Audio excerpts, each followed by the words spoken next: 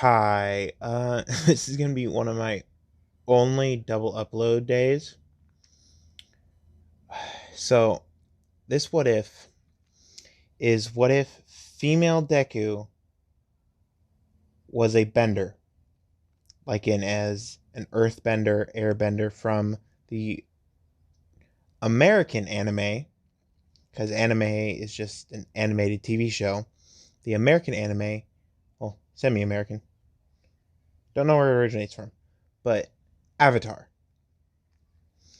So, I am not gonna give her the abilities of the Avatar. I'm going to give her the ability to earthbend and waterbend. That's it. Because I've been thinking, and in water, there's salt. Salt's a mineral that you could find under the earth. So why can't you waterbend? Why can't Toph waterbend slightly? So I'm going to give her weak waterbending, not complete and utter, I can bloodbend. No. So it starts when she's born.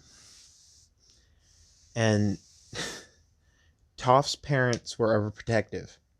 Yeah, that's not going to happen here. And there's going to be an OC in here. So,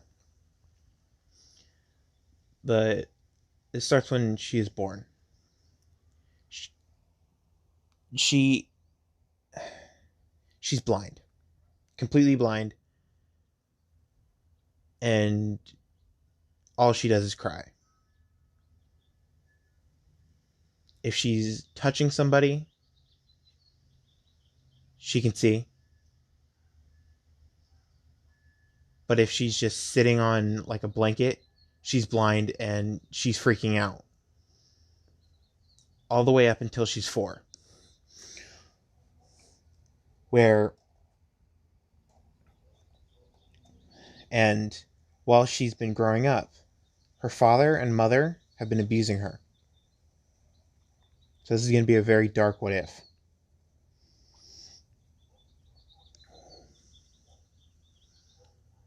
The only places that Toph has been able to protect, or Izuku, or should it be Izuku?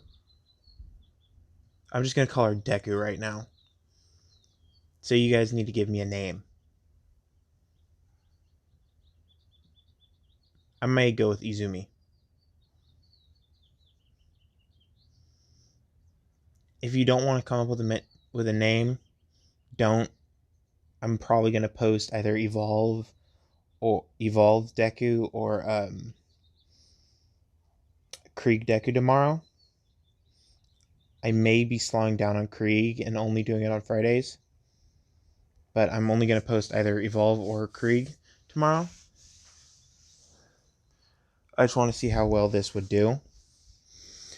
So,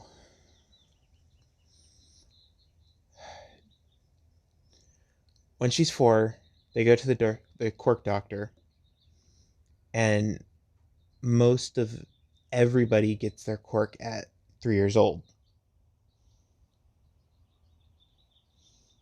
The parent, Deku's parents, are just getting more and more furious with her because she's not actively using her quirk, and they haven't noticed, but she can walk around like a normal person when she's barefoot. But when they force her to put shoes on, she starts freaking out because she can't see anymore. She's like Toph, who sees with her feet.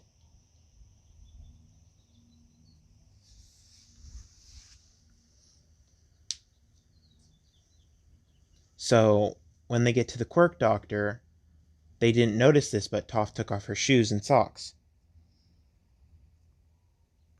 So she started walking normally. So they just forgot that she was there and started asking why they were there again. Because they didn't care what happened to her. Normally they'd have to hold her hand and guide her everywhere. But since she took off her shoes, they didn't need to guide her, and they're like, "Wait, what are we here? What are we here for?" So Toph checks it, or dang it, I may just call her Toph.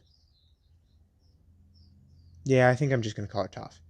No need for the names. I'm just gonna call her Toph. Toph checks in with the receptionist because she has to do everything herself because her parents won't do anything for her. She checks in with the receptionist, and the receptionist says, "Okay, you are number 22."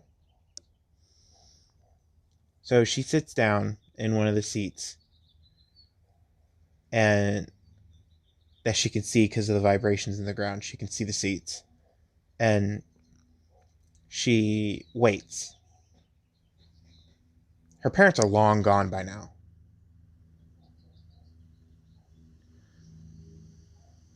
But they didn't know that Toph swiped their card, so she can actually get her quirk evaluated.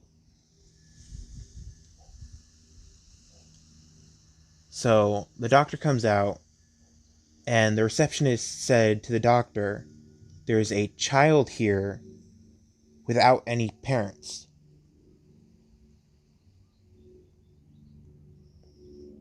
So the doctor immediately called the one and only Shota Aizawa. He called Eraserhead and was like, "Eraserhead, I think there's a child that's being abused." And he asks, "Why do you think that?" And then he sends Aizawa the security cam footage of the parents pulling up, getting out of the car, walk to each other, start talking, get back in the car, and drive off. And Toph is in the background, just sitting there waiting for them to start going in. Hold on, I got to take a drink of water. With your fraction of a second break, we are back. Uh, he sees this footage and gets enraged. So he arrives, and Toph immediately senses with his vibrations that he can be dangerous if he wants to. So he walks into the doctor's office, and then the doctor calls number 22. So Toph walks into the office and sits down on the chair, and the doctor immediately says, "What's going on at your home?" And Toph immediately flinches at that question.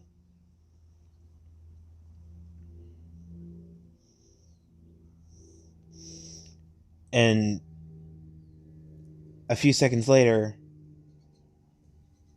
Toph pulls the back of her shirt up and shows the bruises, the scratch marks, the scars, everything, and says, "This is what's happening."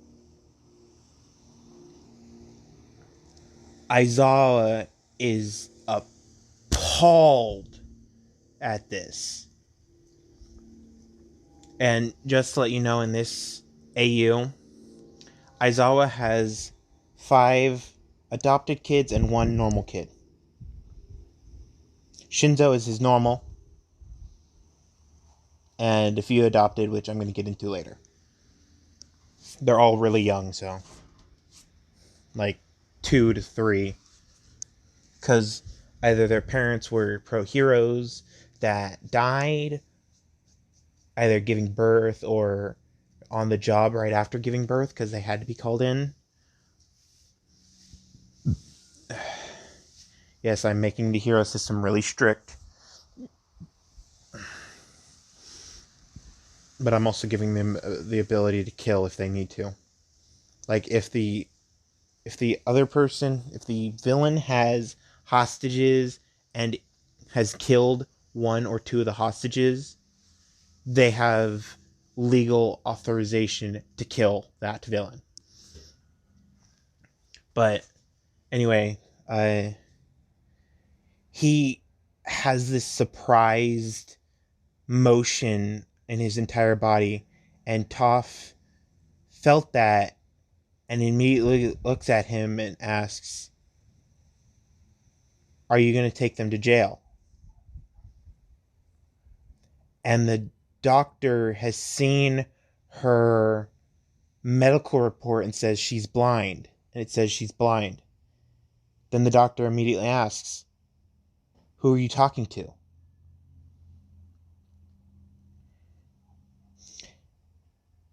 And she takes the walking stick that she always has with her, because blind people can have walking sticks, and she points to Aizawa.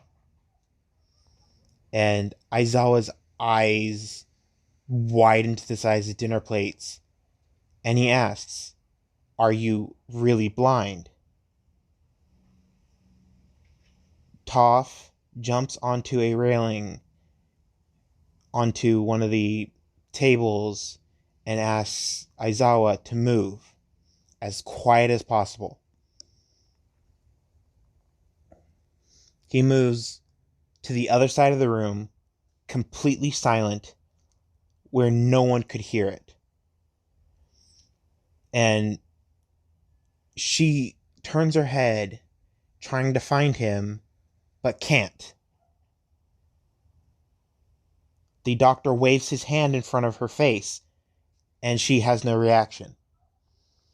She jumps off of the tray and immediately walks over to Aizawa and gives him a hug and starts crying.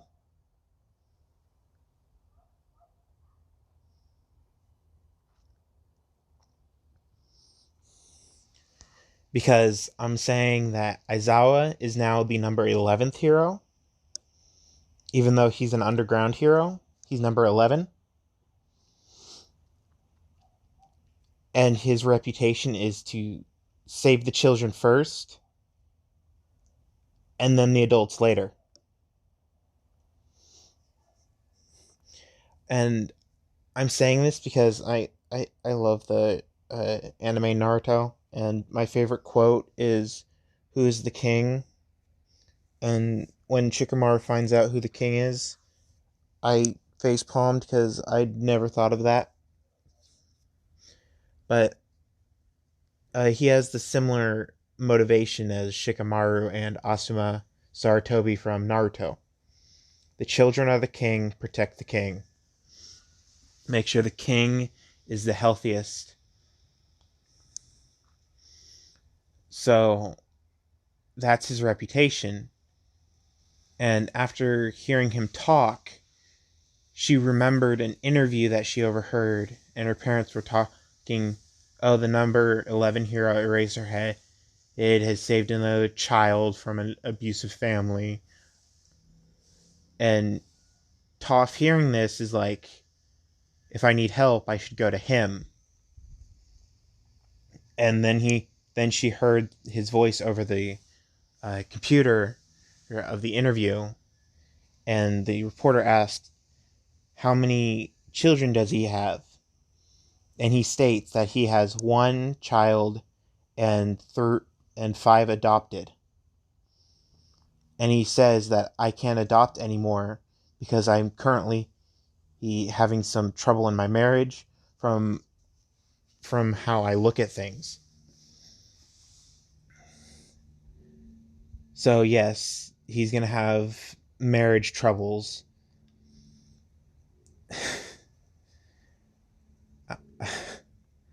I'm just saying, Aizawa is married to Midnight.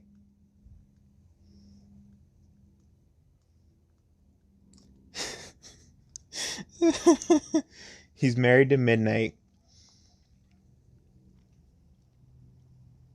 because she thinks she has a similar mindset but not completely the same. She thinks of the weak as the king.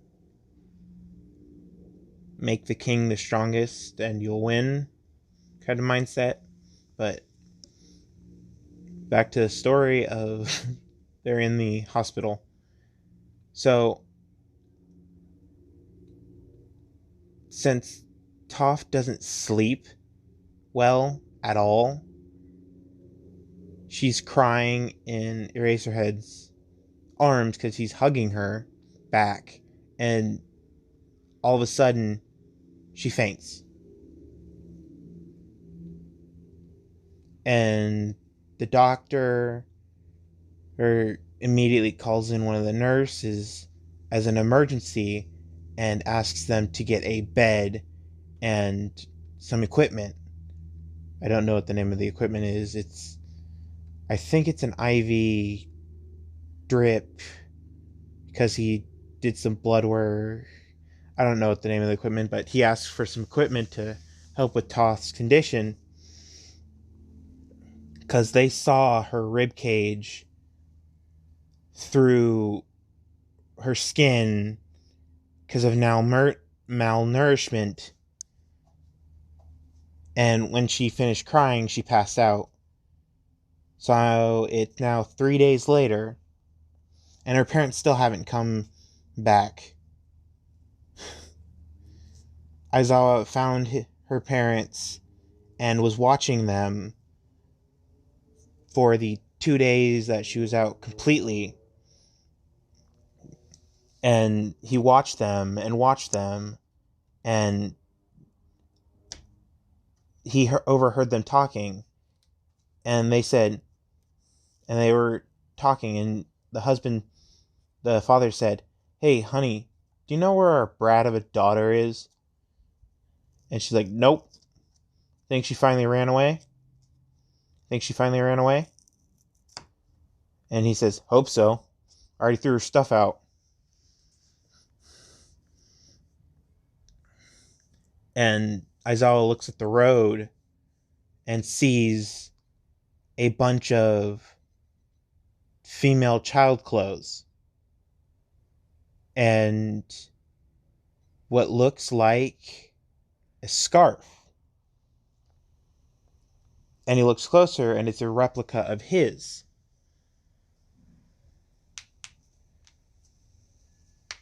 The only birthday present that she's ever gotten. And it was from Katsuki Bakugo. And his mother.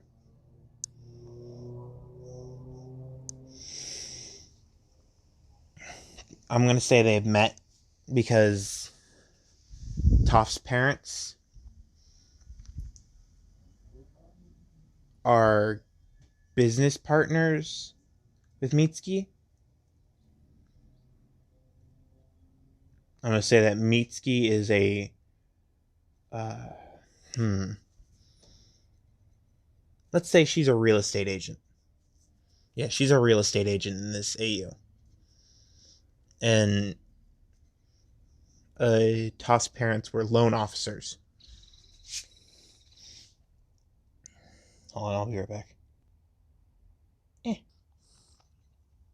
So Aizawa looked into their past and found that they have they've done a few shady deals with some shady people and were loan sharks about it. So he immediately got the authorities in on this, got them arrested, and had all their money given to all the money that was legally earned, because with the advancements in technology we can track that stuff, and given to Toph. So Toph, without knowing at all, has gained 3 million USD. USD is different than yen. I don't know what 3 million USD is in yen. I'm not going to even attempt to figure that out. I know it's a lot. But she got 3 million USD because they were very successful. They were the owners of their own um, uh, loan. They're the owners of their own banks.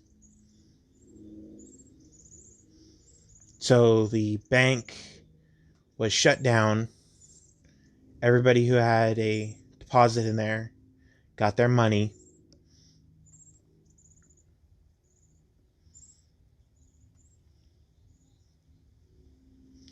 Um, so everybody was refunded their money. And when Toph finally woke up on the third day, one of the nurses who was staffed to keep an eye on her because she might have a panic attack because she sees with her feet. They had one of their identifying quirk doctors come into the room while Toph was asleep and use his quirk on her. So he figured out that her quirk was called bending and that she could affect water and earth. She can affect anything that has come from the ground, minerals, anything that came from the ground. She can move it by doing certain movements.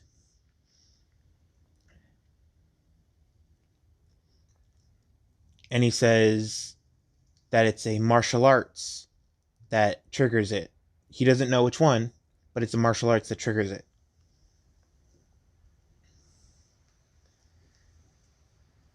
So Aizawa, the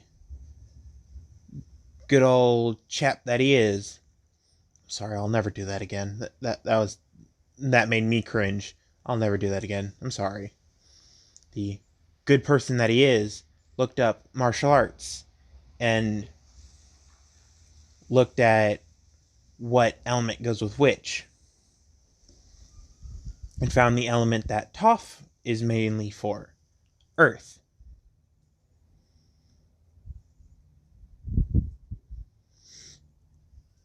So I'm going to say that toph found a way to move pebbles. She just punched and a pebble moved, and she's like, that's strange. But she never looked into it. So on the third day of her being out, she's starting to wake up, and the nurse who was in the room immediately grabbed her hand, and Toph started to freak out slightly because some random person's grabbing her hand. And then the staff touched the floor, and Toph immediately understood why she grabbed her hand. Because with the estimation, she's about 3 feet off the ground.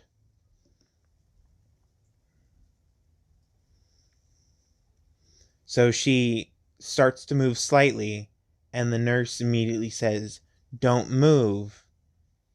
You're strapped down, and you have an IV in your arm. And then Toph asks, why am I strapped down? And the nurse said, while you were asleep, your quirk activated.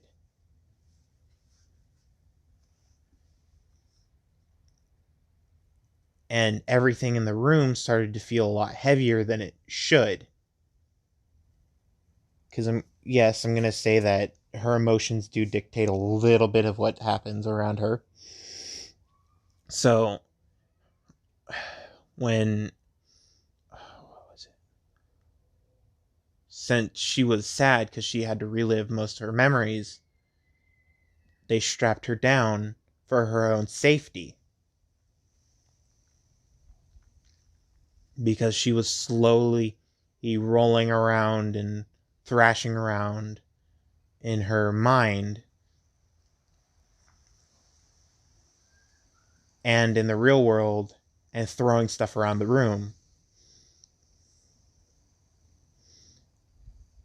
just because she was having a nightmare. And Toph immediately starts crying again, and the nurse says, "Hold on, give me a second." Then Toph apologizes. She says, "Sorry if I hurt anybody." The nurse immediately says, "No need, no one was injured." And the nurse, and this is where Inko comes in, the nurse says, "My name is Inko, and I know your story. I'm willing to take care of you." Toph's eyes widen in realization because she still needs a guardian. She's not going to live on her own from 5 years old, or 4 years old, almost 5, onward.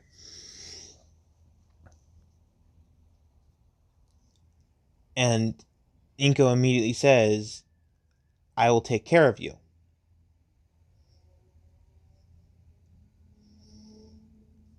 "I don't want the money you have. I'll take care of you."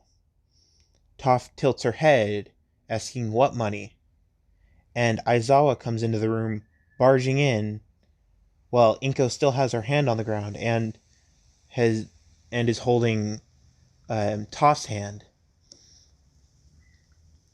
Someone comes barging into the room, and she feels familiar vibrations from the ground, from what traveled through Inko, and she understood that it was Aizawa.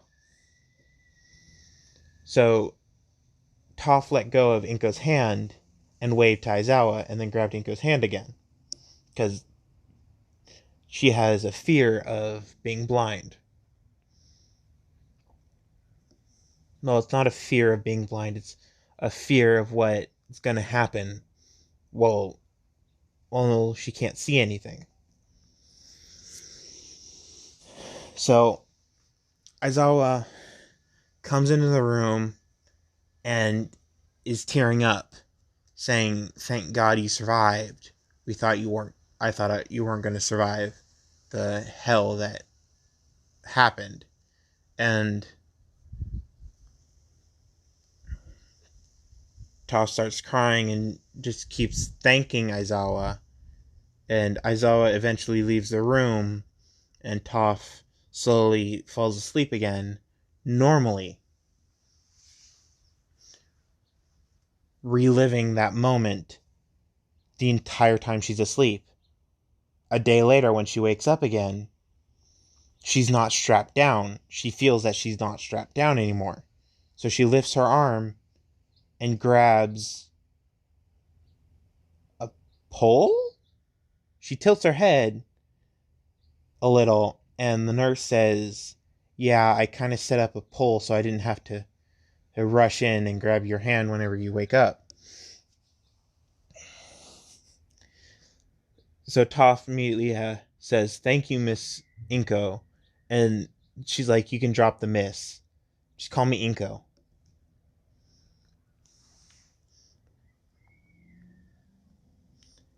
And Mitsuki has been currently looking for Toph because she saw her as her own child, because she saw how sad Toph was when they were leaving. And she sees that in Bakugo whenever Bakugo is left alone. So it took Mitsuki 3 days to find out where Toph is, and she runs into the room while Toph is holding the pole, and Toph says, "Hey, Aunt Mitsuki." Mitsuki runs over to Toph and hugs her.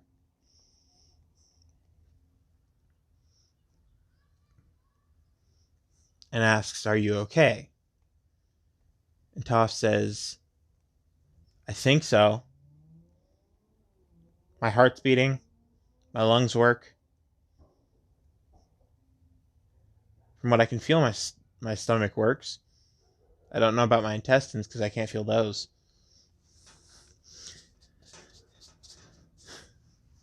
And Mitsuki starts laughing because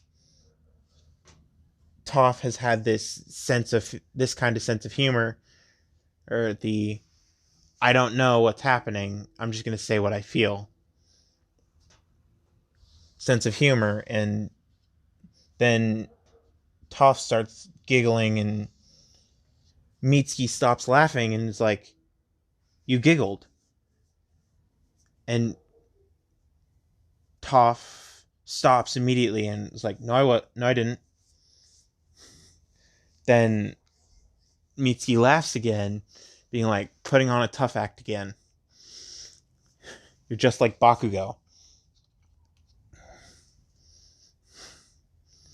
And I'm going to say that Bakugo's attitude is not like canon, where he thinks he's the best. It's, I'm really strong. I want to be the strongest attitude. So he does everything in his power that he can while trying to be the strongest. So Bakugo walks into the room and says, "You called, old hag," and then gets hit by a pebble in the back of the head. He turns around and sees nobody there.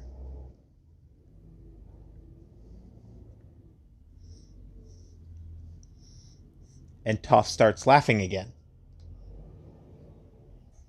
Inko was looking at Toph, and Bakugo went, "Ow, what just hit me?" And uh, then she saw Toph laugh.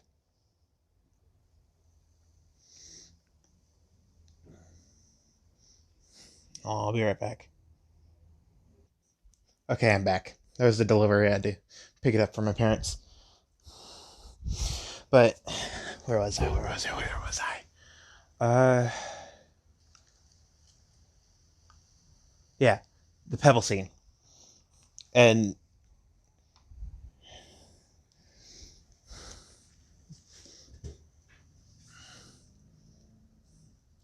uh, she pulled her right arm back really fast, and Mitsuki saw that, and then heard, "Ow, what the hell just hit me?" from Bakugo. So, ooh, and looked back at Bakugo and looked down and saw a tiny pebble, and asked Inko, "Do you know her quirk?" And Inko nods her head yes, and turns to Toph and says, "Your quirk is called bending. You can control water and earth. Anything that has minerals in it. You can control anything that has minerals in it." And it's controlled by a martial arts.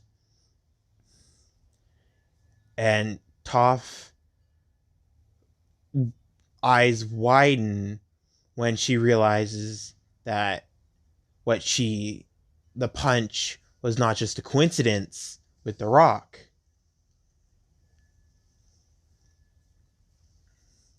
So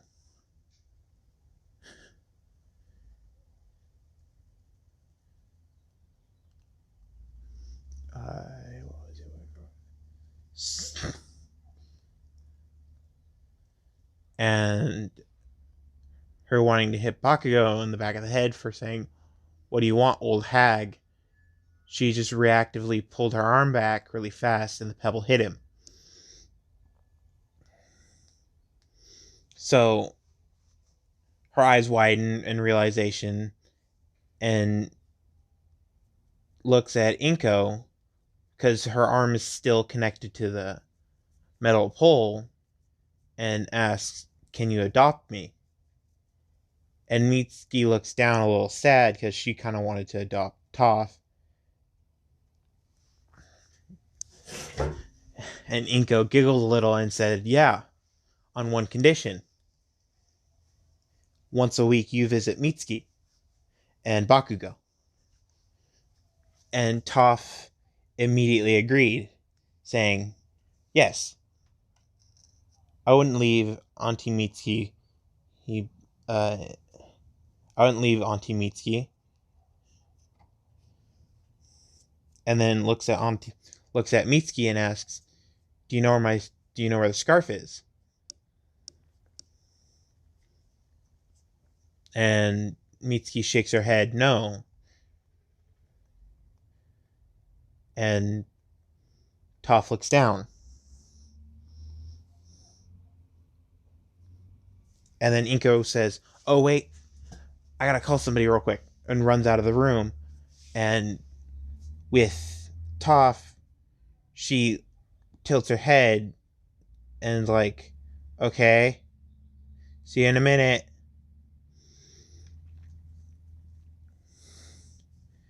With Inko, she's currently calling Aizawa. And Aizawa sees the phone number and immediately answers it and is like, yes, did she wake up? And she's like, yes, she woke up again.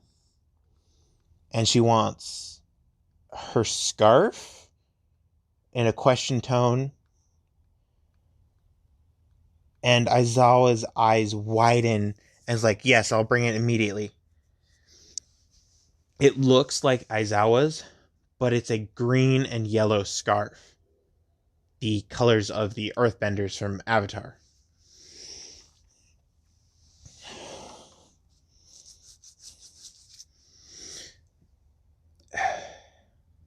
Which I'm going to say now that she can feel a difference in the pigments because she asks for earth made pigments in all her clothes, which makes them 10 times more expensive and 10 times harder to clean. But with the earth pigments, she can actually see through them. So when she has shoes on, she uses, I think they are called kagune, the Japanese wooden shoes, but they're solid blocks instead of the blocks with the two little thingies at the bottom. So they're solid, firm, gripping the ground, so vibrations can easily go through them. And her socks are just socks. They look green though. But that's when she's at fancy events. Otherwise, she has no shoes on 90% of the time. So when I'm going to skip 2 days when Aizawa finally gets a chance to visit Toph and says to Toph, I did a little research and I found a martial arts that might work with your quirk. Toph's eyes widen and says, thank you. And then he immediately says, don't thank me yet. I also found something in a pile of trash your parents threw out. And then wraps the scarf around Toph's neck. Toph's eyes widen, starts crying, and says, thank you. This is the only thing that I've loved in that house ever.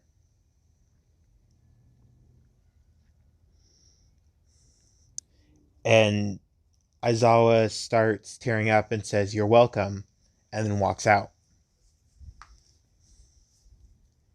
He immediately goes to Nezu and says, there's a kid that's currently 4 years old, and I want you to keep an eye on her, and when she's old enough, I want you to send a recommendation for me, because I'm probably going to be busy with other stuff. And yes, in this AU, Aizawa is also one of the top faculty members for UA. And Nezu was like, sure, what's her name? Hold on.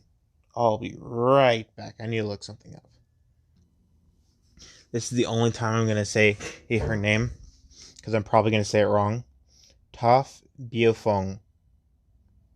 Beifong. That's the only time I'm going to say it. I probably said it wrong, so if you know how to say it, good for you. I don't. I probably will never know how to say it. Mm-hmm. Yay. Hold on. Just shouting you out, Monster fan. Thank you. I need a ship for this. I'm probably also going to have a OC in this, also known as an original character. I may ship her with him, maybe. I don't know. Maybe. But thanks, Monster fan.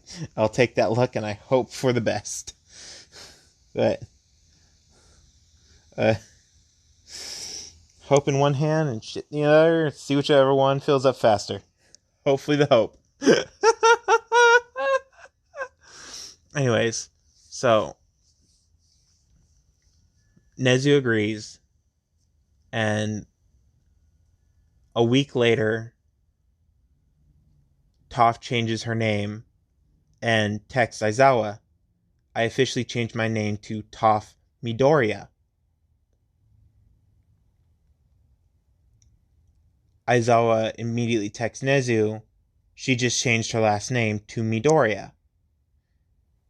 Nezu looks it up and says, okay, I'm putting that on the records for potential number ones. And Aizawa says, thank you again. And I'm going to skip 1 year. Toph is finally going to school again, because she was in a daycare. I think it was a daycare. Maybe a preschool. I don't know. It's one of those two. But she's finally going to school. She's in first grade. And everybody looks at her strange because she's walking to school barefoot.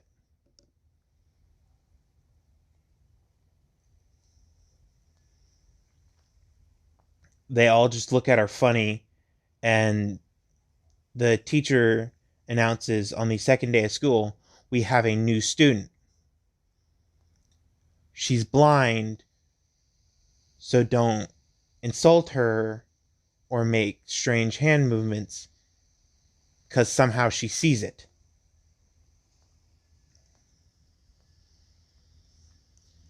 And all the students are confused. And she says, okay, you can come in now. In a whisper, Toph walks in and says, even though I have good hearing, I still barely heard that.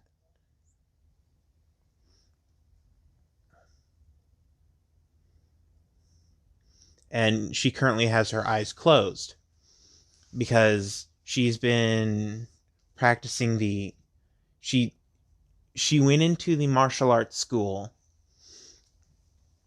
and the teacher found out her quirk and her situation and immediately started teaching her. He taught her harder than he teaches everybody else. And she asked him, is this 1 or is this 3 or 4 times harder? And he says, this is 5 times. And she says, thank you. And he says, you're welcome. Because just hearing her situation and what has gone on in her life, he knows that he needs to get this into her muscle memory as fast as possible, because she's going to go far.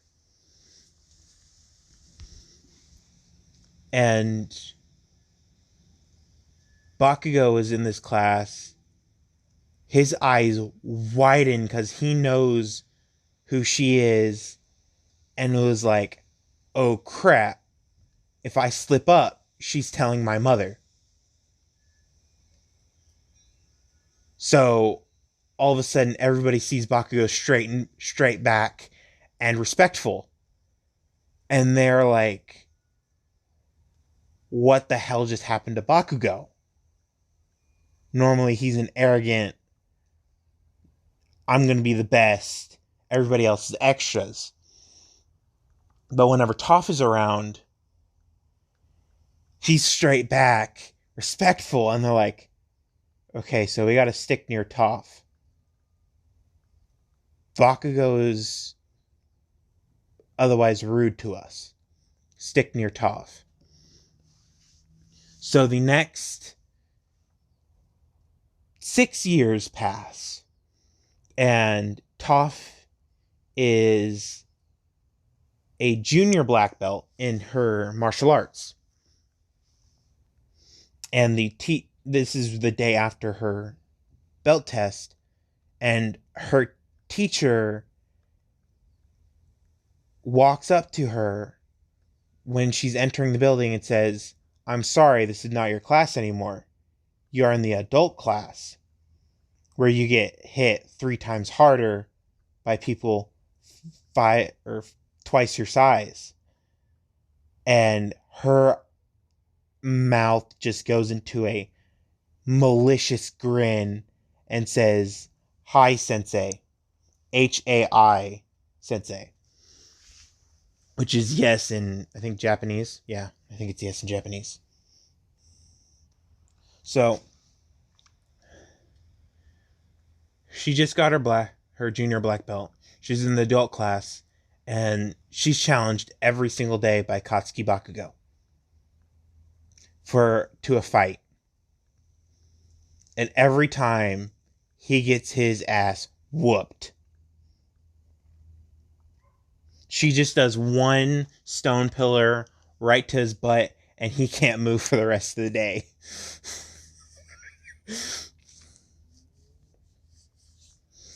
And the next day after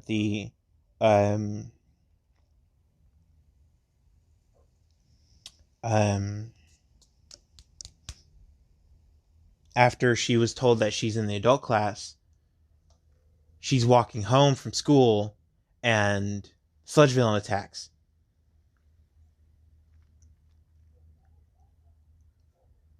She doesn't feel any vibrations, but once it is within the range of, I feel something's there, but I don't see it.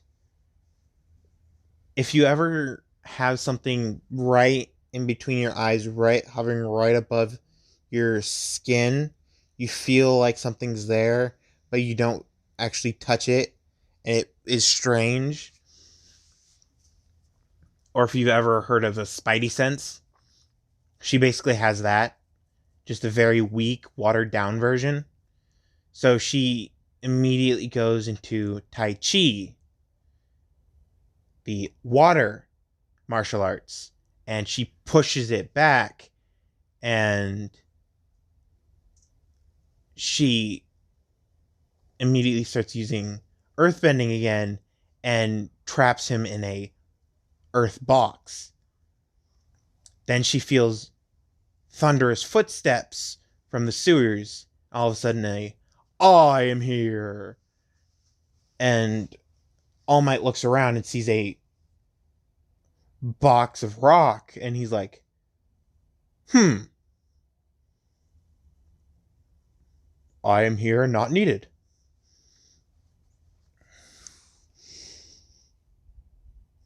And Toph says, who are you?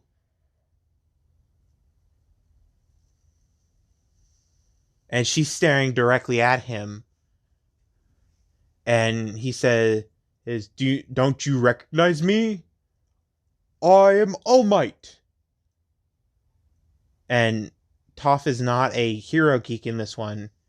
She just worships Aizawa because of his ideology of protect the king and raise the king to be the next pawn, rook, bishop, knight to protect the next king. So this world becomes a better place. And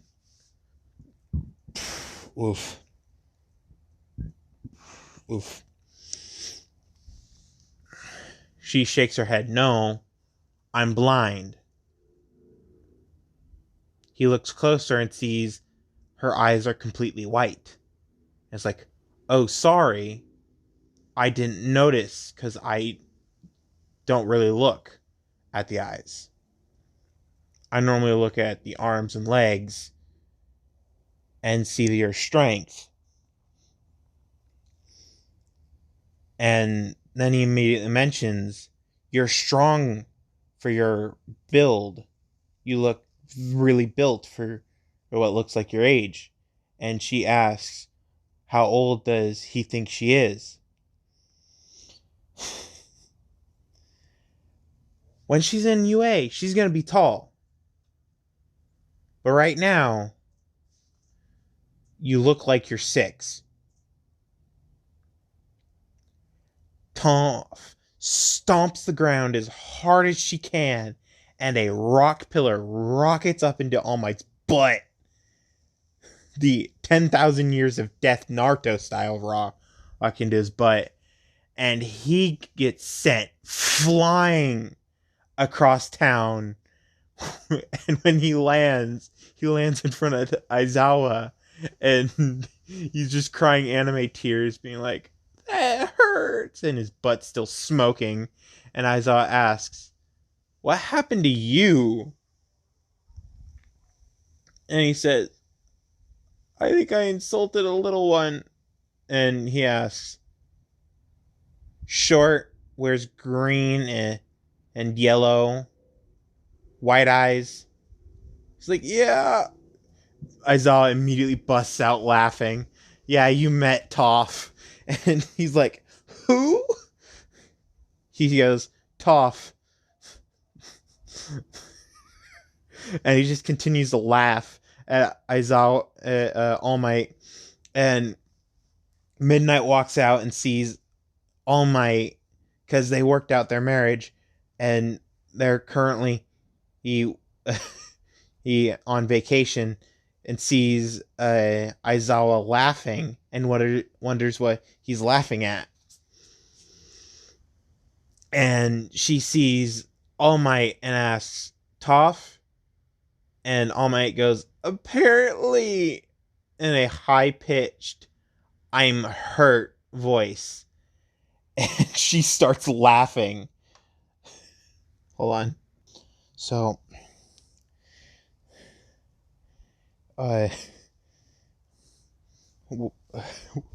with Toph, she's currently still walking home, and she hears a yell.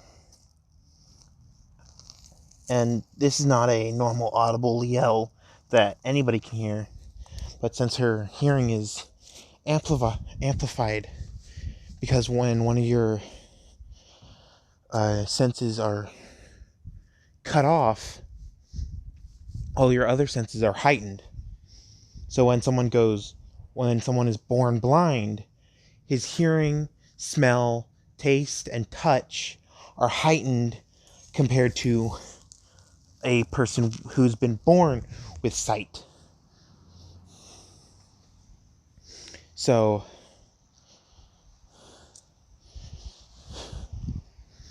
the next thing that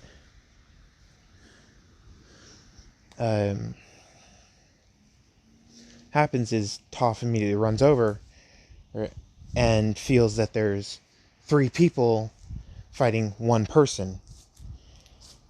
And this one person doesn't seem to give off a normal vibration.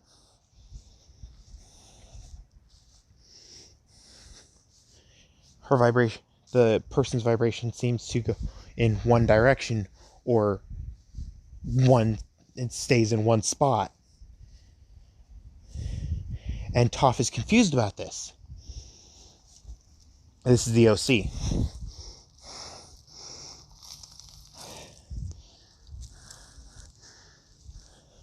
And Toph can't make out the gender,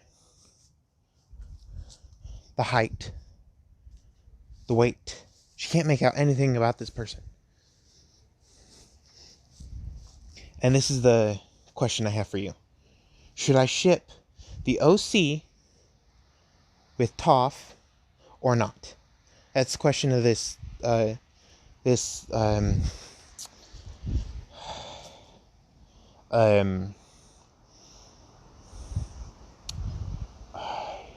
video. If yes, then you don't need to put a ship in the comments. If no, give me a ship.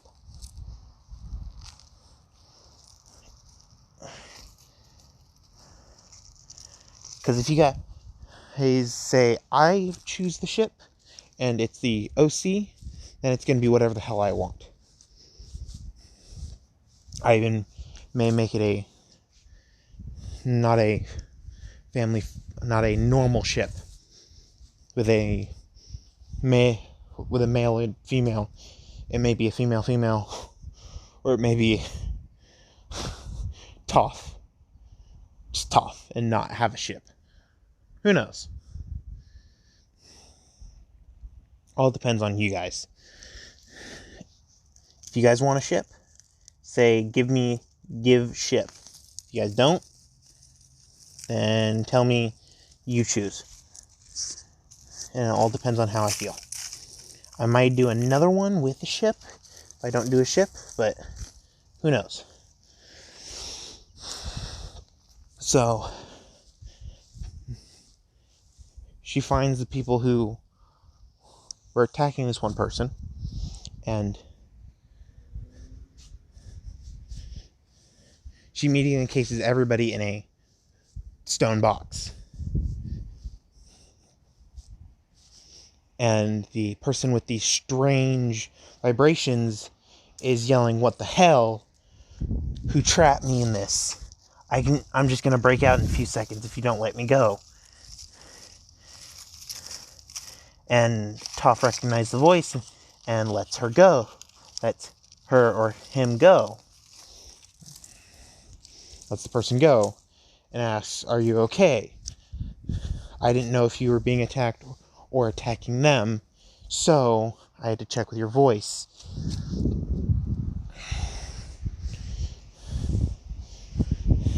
And the person says, "It's fine.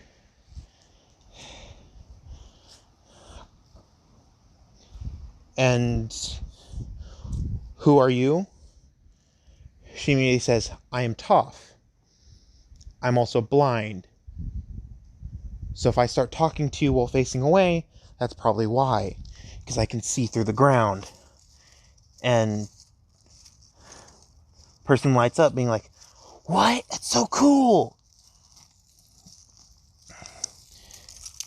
And Toph is like, "It's not cool to be blind, but you can see what's in the ground." And Toph immediately says, "Yeah, but I can't see you," and points a little to the left of where the person is.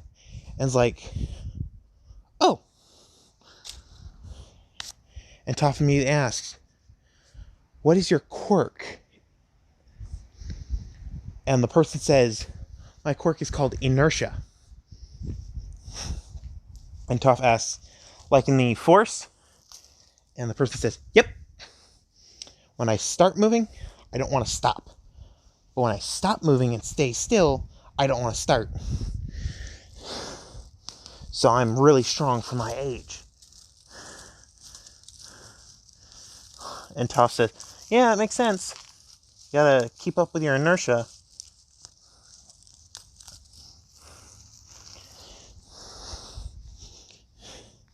And the person says, "Yeah, especially when I'm running. It's very bad if I don't have a break of some kind." And Toph says, "Yeah, did you run at them originally?" And the person says, "Yeah. How'd you know?" Because Toph says, "Right now, it feels like you are standing still, like a normal person. And I actually tried to make a smaller box on you, but I couldn't.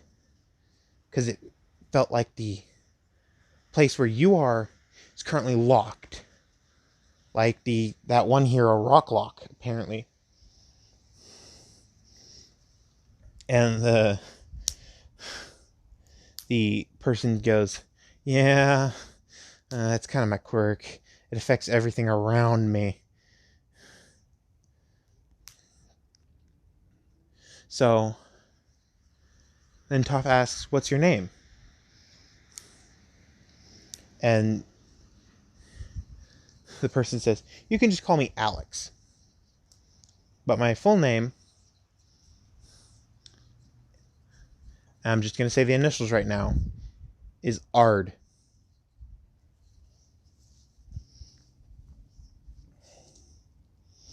If you guys want me to pick the ship, or if you guys pick the ship, depends on the gender of the character, or how I'm feeling. Because I'm currently thinking of making this character a female. And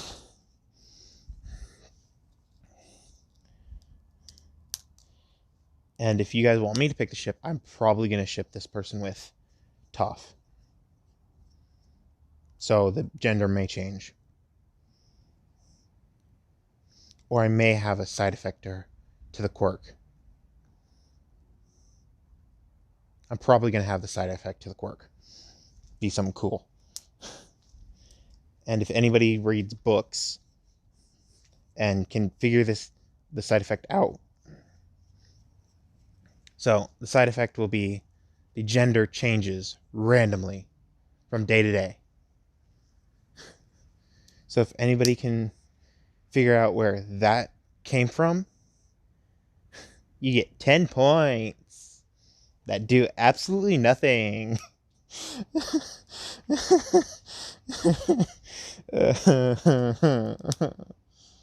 I wish I could give you guys stuff.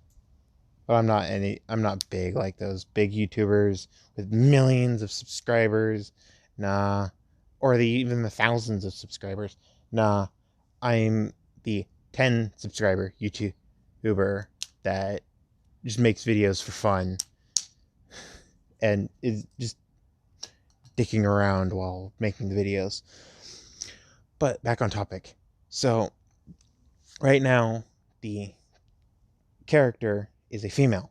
So then Toph is like, you're strange. And she immediately goes, I know. Especially since I change gender from day to day. And Toph's eyes widen and asks, is that part of your quirk? And she goes, yeah. It's the downside of my quirk. I go from male to female, day to day. I'm stronger in male form and faster in female form. Which is strange, because my strength amplifies my speed. And my speed amplifies my strength when I hit something. I'm like a bullet in female form, but in male form, I'm more like a cannonball.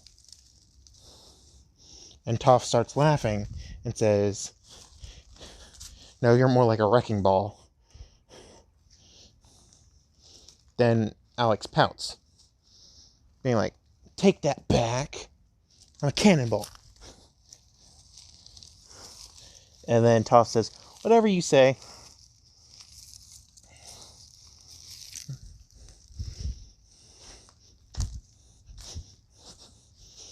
And she's like, so, where do you live? And Toph says, right down the street. You want to come over and get cleaned up if you're dirty? And she goes, sure, why not?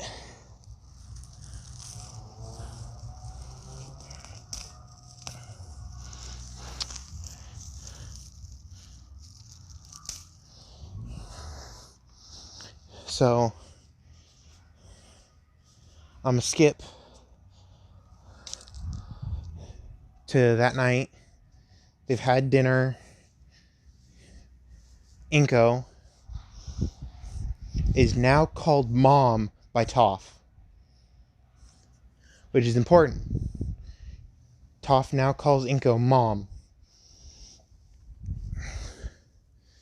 So the one person that does not want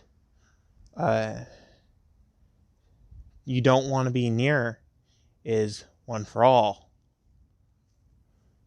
And One for All thinks that Inko has a dumbed down version of Toph's abilities because Inko never uses her quirk. So he goes. So this is a few years later. This is when Toph is 14. She goes to school, and at the end of the day, she gets back home and calls, "Mom, you there?" And no answer. And since Inko isn't moving, breathing, or anything, she can't answer. And Toph doesn't know she's there. So Toph thinks, oh, she's probably still at work.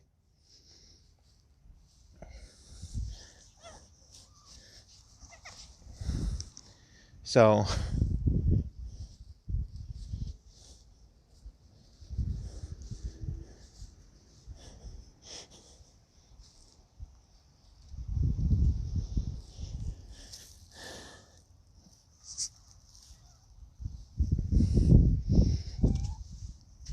Toph immediately just goes her day to day. And when she gets home from school the next day, she smells something with a sickly sweet scent. Hold on, I'll be right back. Oh, goddamn cats. Okay, I'm back. Damn cat. It's a pain in the butt. But she smells a sickly sweet scent.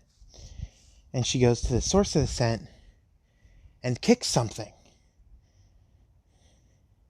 And that one kick showed her the horrific scene that Inko has been left in for 2 days.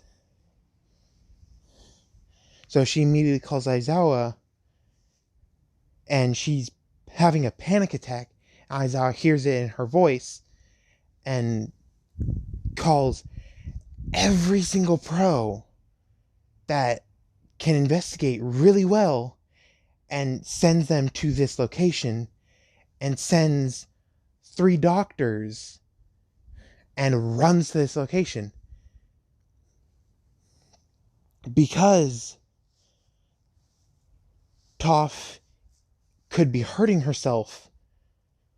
So the heroes get there, and all they see is this giant pillar of earth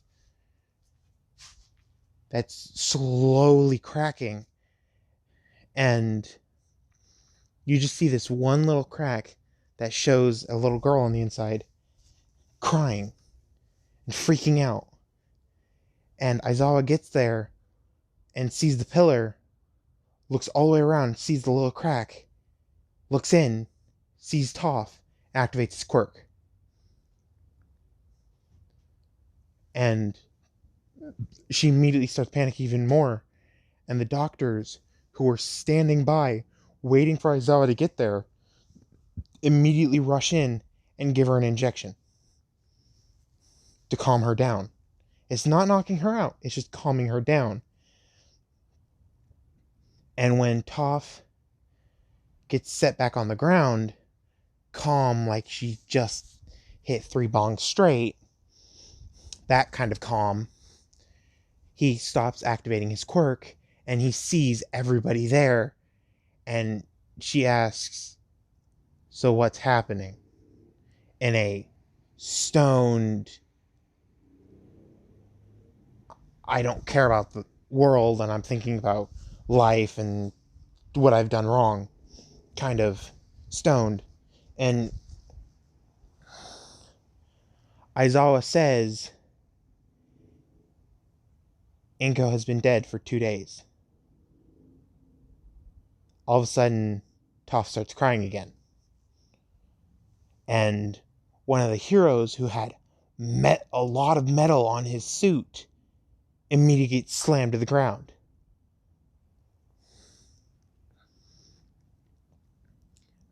Aizawa hugs Toph and says, I'm sorry, but I'm going to have to turn off your eyes for a little bit. And Toph slowly shakes her head yes, as in, I'm ready. And he looks at her, turns her quirk off, and the hero gets up and asks, what the hell just happened? I couldn't move. He says, everybody take metal off. Any metal you have, take it off. While Toph is still crying, and his eyes are flaring, and he says, as quick as possible, because I can't hold her quirk very long.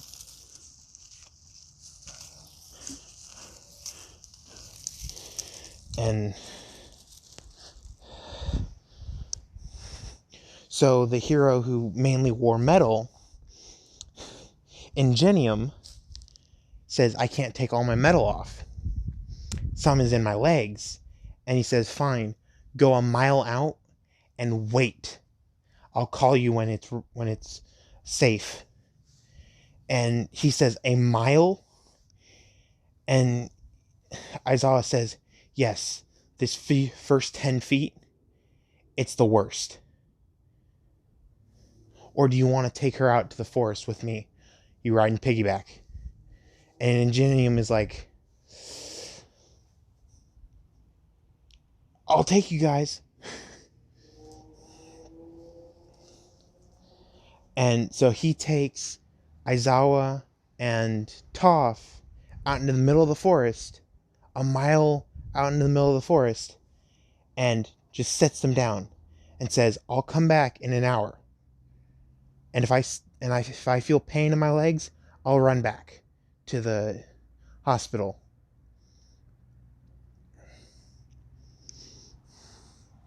And Aizawa says, okay, can you tell Midnight that I'm going to be with Toph for a little bit? And Ingenium says, okay, will do. 3 minutes later, Ingenium comes back, feels pain, and is like, oh crap, I have to wait. Because he forgot.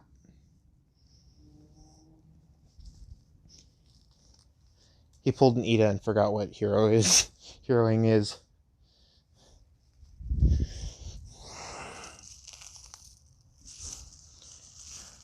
So, while with Toph and Aizawa, Toph is still bawling her eyes out because she couldn't see, so she didn't know her mother was on the ground. And then All Might says, I am here to talk to you, Aizawa, in private. And then Toph is like, okay. She stomps the ground, raises her arms up, and immediately sinks into the ground. And the hole shuts.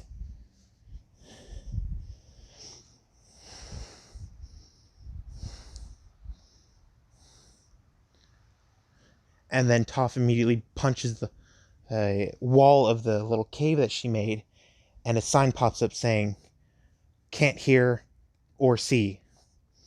And Aizawa says, okay, go, All Might. And he breaks the news of her quirk was missing.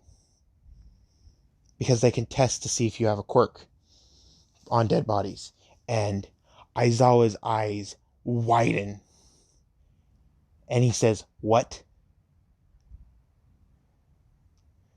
All Might says again, her quirk was missing. It can only be him.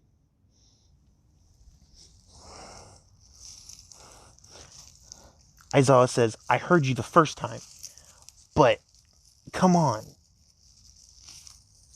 Why would it be him? Then All Might says, I have a hunch. And I think it's because of her. And what she has.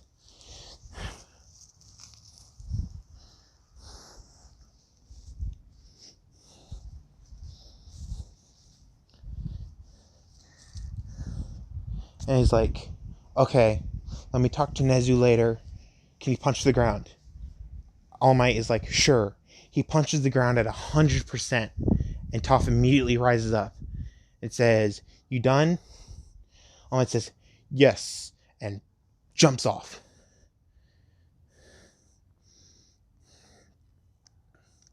Aizawa immediately says, I know you listened to part of it.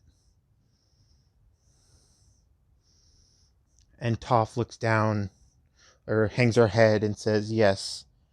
And asks, who is he? You kept saying him, he, who is he? And Aizawa immediately, he says, we have a suspicion on who the person who killed your mother was.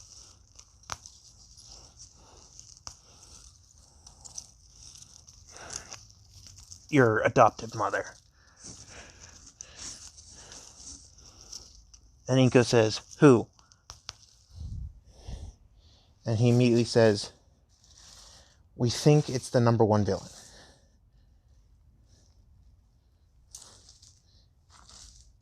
And she asks, why would he come after her?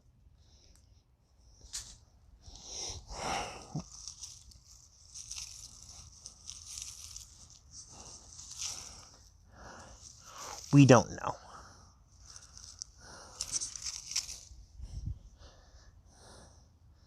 But All Might said you guys thought it was me. I was the reason. All Might knows the powers of the villain more than us. He won't tell us the powers of the villain. He won't even tell us his quirk. And she's like, what do you mean? His quirk is all for one.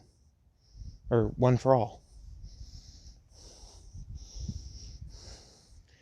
Aizawa's eyes widen and was like, wait, what?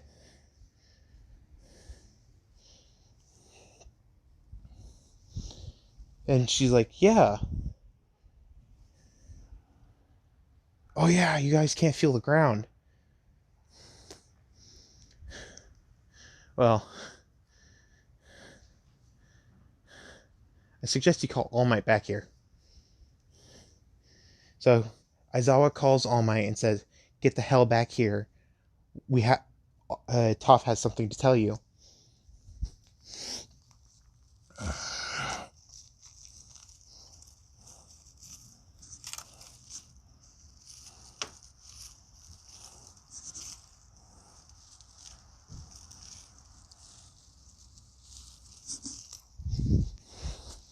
So takes 10 minutes for All Might to get back and says, yes, what is it? In his heroic voice. And she says, you can stop with the charade. And All Might's eyes widen and buffs down and was like, how did you know? Remember, I can feel vibrations. I can feel that you're limping. And Aizawa's eyes widen because he didn't even know All Might was injured. He just knew All Might wasn't the number one hero and that he can't do hero work very much because of something that happened. He didn't know how extensive the injury was.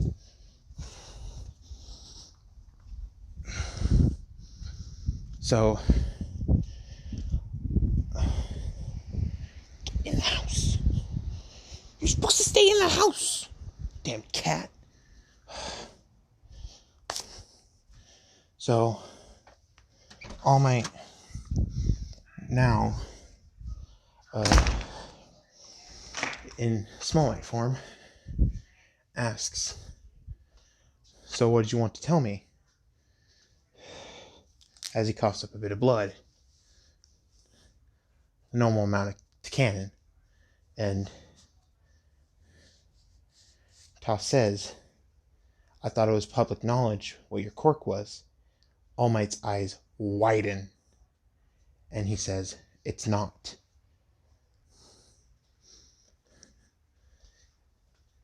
Then she asks, then why do you tell so many people? He goes, I don't. And he asks, what is my quirk? One for all. His eyes go to the size of dinner plates, and he immediately faints. Not remembering her sensing abilities because of the feeling of the ground, she can basically read minds on battle tactics. And when someone whispers something, like how All Might whispers sometimes, one for all, United States smash, United States is smash.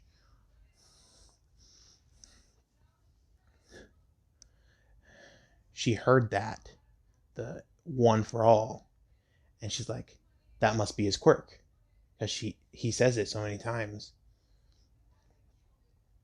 So she put it together by herself. The next thing that happens is All Might wakes up and asks, since you know my issue, will you be my successor? And Toph says, no, I don't want the downside to that quirk. And All Might tilts his head, asking, what downside? She explains the quirkless and quirk rule on One for All.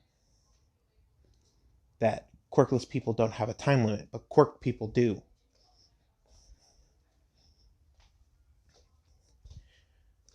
So he cancels the plan of giving it to Mirio and tells Night Eye about the downside and says, I didn't even know about this, so I couldn't tell you. And Night Eye immediately retorts says, oh my god, this is great information.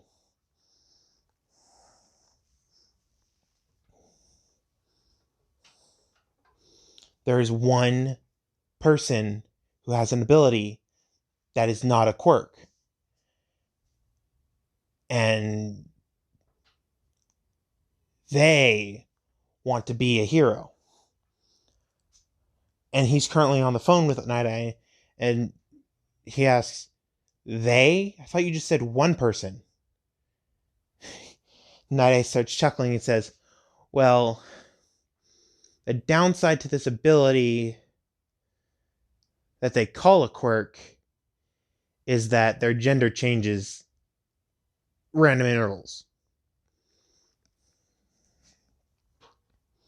And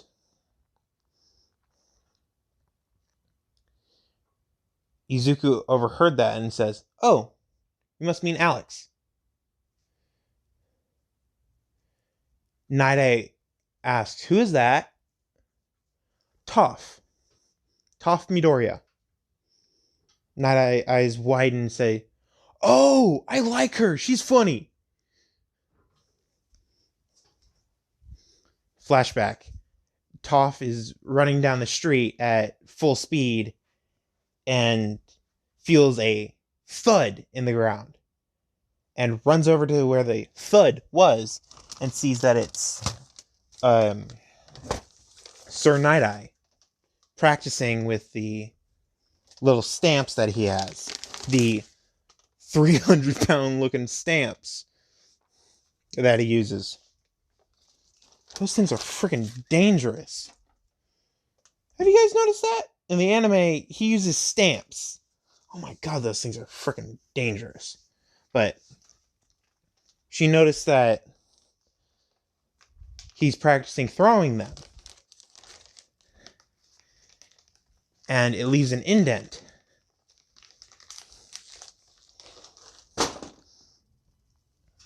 So she walks over to Night Eye and says, it would throw easier if you change the design a little. And Night Eye asks, who are you and how did you get here?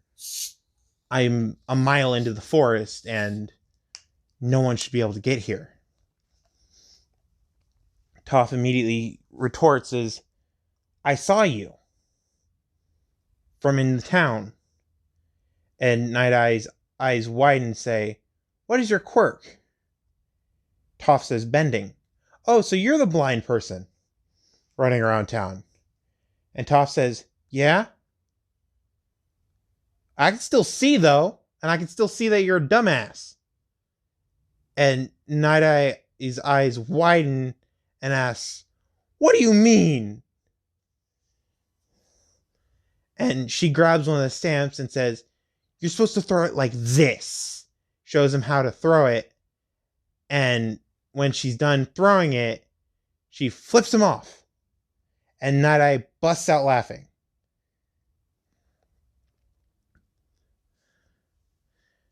Because he knew that she was joking around about him being rude. Because him recognizing her and her helping him, so they immediately become friends. And he says, when you are a hero in training and you have your provisional license, you can come to my agency immediately and I'll accept you no matter what. And she accepts, saying, that's if I don't become a hero before hero and training courses. And Night Eye busts out laughing again, saying, you can't be a hero without hero and training. And then she goes, watch me. French fry looking butt. And Night Eye, he starts laughing again.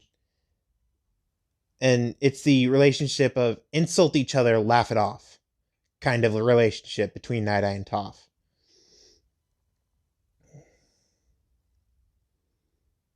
And she doesn't know what his hair color is because she's blind, so she just calls him French fry. And while All Might's on the phone with Night Eye, he says, Night Eye, and she's like, oh, can you say hi to the French fry looking butt? And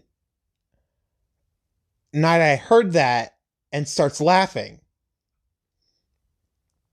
And All Might's just awestruck with, wait, she insulted him and now he's laughing. What? Wait, what's going on?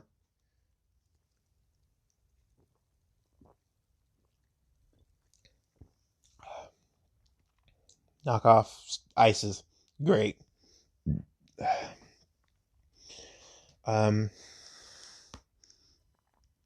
So she says, can we go to Night Eye's agency? I feel a little bit better, and I may feel even better when we get there.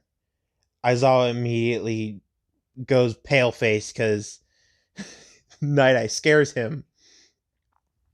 When he can't use his quirk, Night Eye scares him. And he can't use his quirk without a probable cause. So if Night Eye uses his quirk on Aizawa and starts doing stuff to mess with Aizawa, just to mess with him, he can't do anything about it. He can't even cancel Night Eye's quirk because Night Eye can use it for the entire day. So,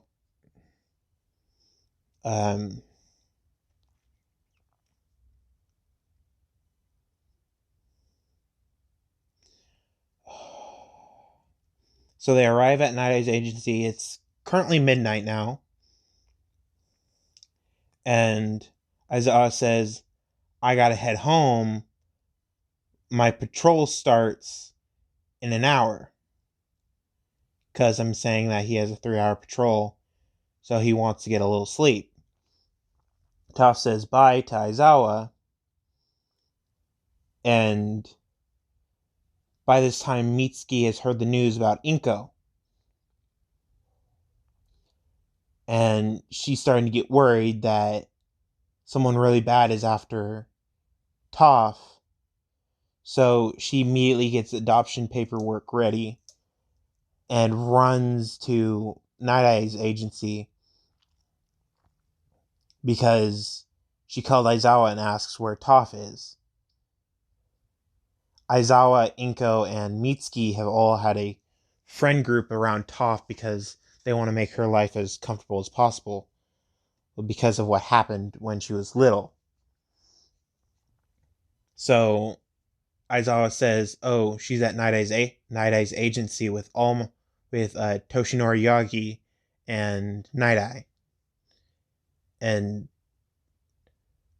Mitsuki immediately asks, "Toshinori Yagi, who's that?" And he says, "A very good friend. You can trust him." And she believes him because he's never been wrong about people she can trust. So she immediately runs over to Night Eye's agency as fast as possible, obviously in a car because he's gonna run like 10 miles because he's in the middle of friggin' Hosu. So when she gets to Night Eye, currently Bakugo's asleep. So when she gets to Night Eye, she hugs Toph and says, "Okay, someone's apparently after you, so I have the adoption paperwork. I'm going to adopt you and change your name so we can hide you a little bit better. You can still be Toph to your friends, but when you get on the normal street, you have to be by this name. Or you could just change your name completely and be this person." And Toph says, "Okay, just give me a minute."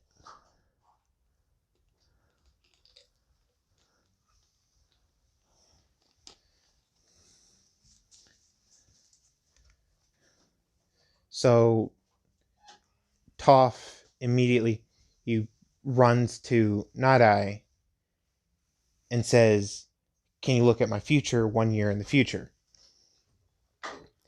And Night Eye immediately he says, "I can't do that. I vowed to never look into the future more than an hour again." And she says, "I'm giving you permission A, and B, I'm not him." So uh, Night Eye agrees and uses his quirk. But since Toph can't look directly in his eyes, he has to move her head so he can look into his eyes. So Night Eye looks into Toph's eyes and activates his quirk, the eye contact and the touching. And he looks 1 year into the future and sees her achieving brilliant things and says, "You should do this." And she's like, "Okay. I was going to do it anyway." And he's like, "Yeah, I know. I'm still going to call you Toph. Your hero name's got to be Toph because it sounds like tough."